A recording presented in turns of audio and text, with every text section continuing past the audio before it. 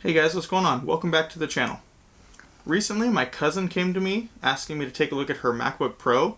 She said she was starting classes soon and the thing was just so slow it was like unusable. I knew it was going to be like an older model, but I wasn't sure exactly what, but it didn't seem like it should be as bad as she was saying it was.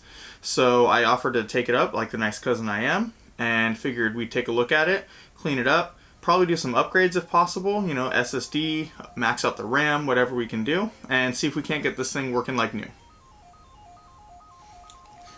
First thing I needed to do was figure out what she meant by unusable. I mean, it can't be that bad, right? It is an almighty Mac. They never slow down, right? At first I thought it started up pretty quickly, but then I realized that was just the login screen before it actually started loading the OS, almost like an encryption or something.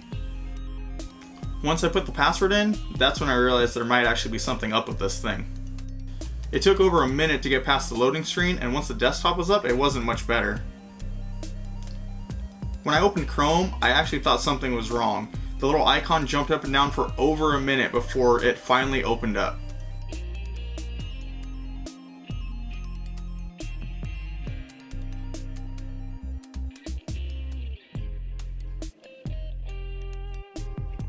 After a couple minutes of opening Chrome, you get flooded with these pop-ups on the side here. It's all these random clickbait stories from some website called Get Recipes.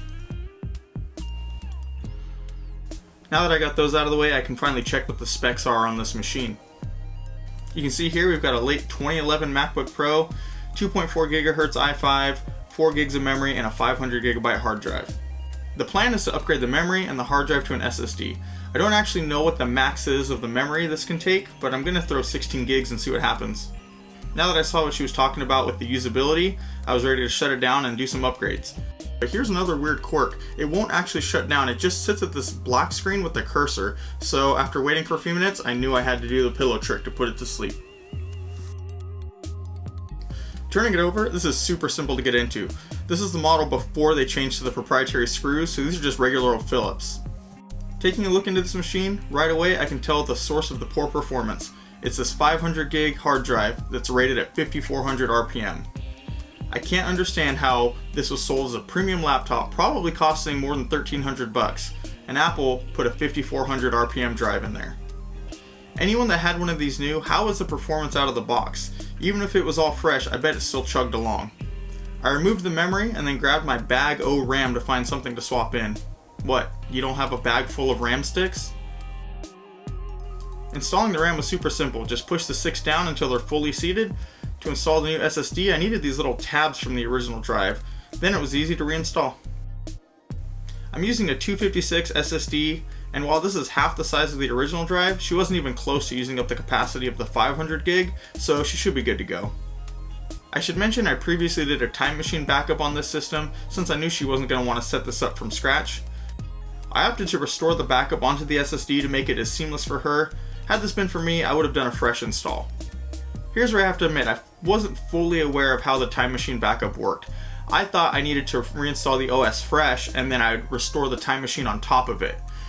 Well, after fighting the machine, trying to reinstall from the system recovery, from flash drives, nothing wanted to work for me. I decided to just see what happened when I hit restore time machine backup, and wouldn't you know, it just restores the OS and everything. I didn't know that, so lesson learned. It took about 2 hours to restore the backup, and once it loaded, it looked like nothing had changed. The improvement was immediately evident. Apps were opening quickly, and using the computer was no longer a chore. I tried to clean up the system the best I could, and I decided to run Geekbench just for fun. And while these scores were nothing special, the overall usability of this machine was not bad at all. Now that it was running well, it was time to give the exterior a clean. Other than being dirty, this was in pretty decent condition.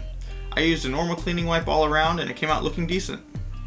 The fan needed to be clean, so some compressed air took care of that. I was going to reapply the thermal paste, but I realized it would have been a lot more work to get to the CPU, so I didn't bother. The inside was the worst. The keyboard was pretty dirty and the trackpad kept sticking when you used it. I soaked a Q-tip in alcohol and went all around the trackpad a few times to clean out anything that might have gotten spilled, and after good cleaning it felt as good as new. The last thing to clean was the screen. I don't know how people let their screens get this bad. It would drive me crazy to use a computer that looks like that. Hiding under all that dirt was a perfect blemish-free screen. Can't forget to replace the screws, but while doing this I realized I misplaced one. I'm pretty sure it was in here when I took it apart. So obviously this laptop won't be doing any heavy lifting, but honestly, in normal day-to-day use such as web browsing, word processing, watching YouTube videos, this thing feels great. The keyboard is a pleasure to type on, and somehow Apple's trackpad from 2011 is still better than most laptops today. My only complaint would be the screen. The brightness is good, but the low resolution is hard to get used to.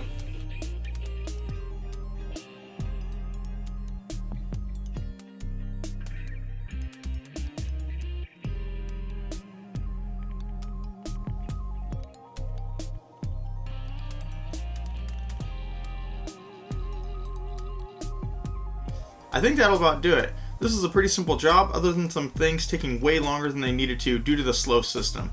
My cousin's going to be super happy that the computer's back in good working order. I don't think she's going to even believe that this is the same laptop. Thanks for watching. If you enjoyed this video, leave a like and comment down below. That's going to do it for me, and I'll see you in the next one.